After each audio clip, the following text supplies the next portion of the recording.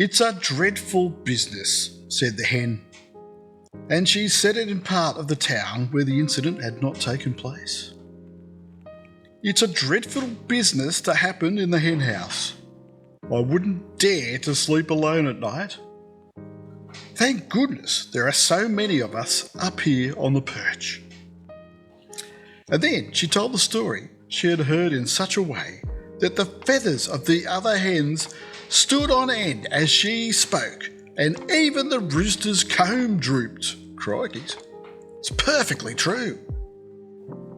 But let's begin at the beginning. It happened in the hen house at the other end of the town. The sun went down and the hens flew up.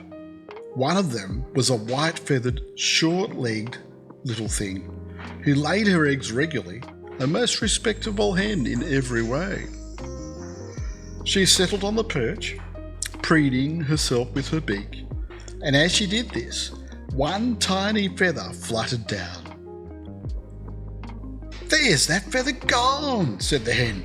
Well, the more I preen myself, the prettier I shall be." No doubt. She said it only in fun, you know. She was the life and soul of that crowd, but otherwise, as we've said, most respectable. Then she fell asleep. It was all dark.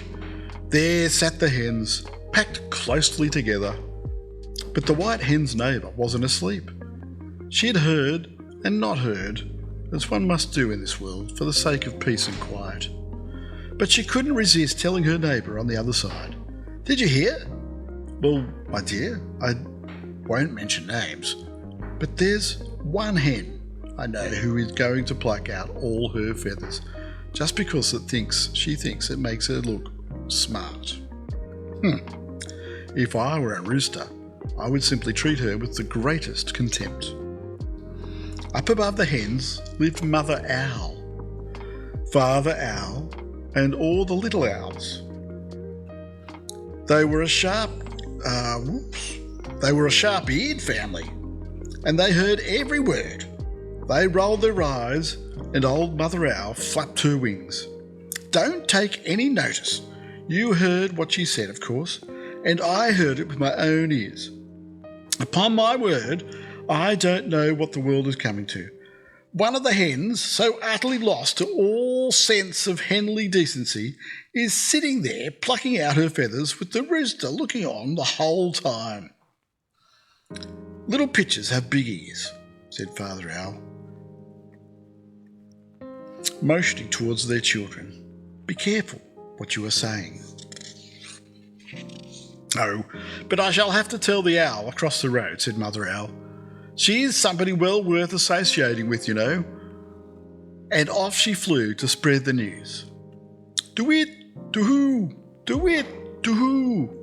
They hooted together outside the pigeon house over the way. "Have you heard the news? Have you heard the news? There is a hen who has pulled out all her feathers just to please the rooster. She is freezing to death if she isn't dead already. Do-it, do-hoo, do-it, do-hoo." Where?" asked the pigeons. "In the yard opposite. I saw it, so to speak, with my own eyes.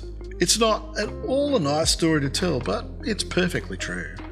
"True, true, true, true," cooed the pigeons, and they immediately flew down to tell the story to the chicken run below. There's a hen, in fact, some say there are two hens, who have plucked out all their feathers to be different from the rest, to attract the attention of the rooster. It was certainly a dreadful thing to do. What with the risk of chills and fever, they caught a cold and died, both of them. "Cock-a-doodle-doo, wake up, crowed the rooster, flying up onto the fence rather than into it.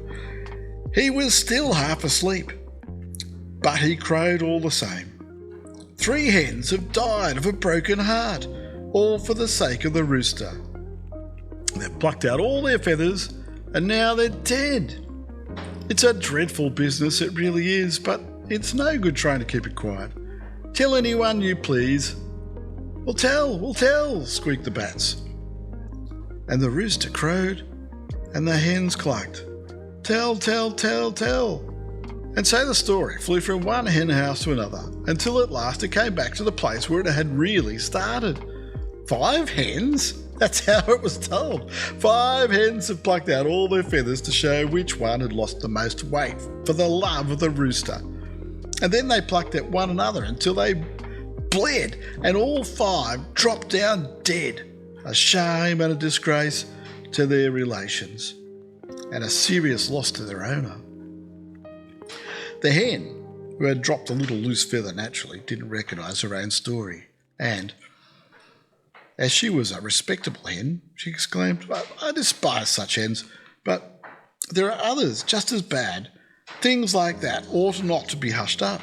I mean, I must do what I can to make certain the story gets to the papers. Then it will soon be known throughout the country, and it will surely serve the wretches right, and their relations too." It was put to the papers, all clearly written in plain print, and it's perfectly true. One little feather can easily become 5 hens. That was a nice quick one. Good evening.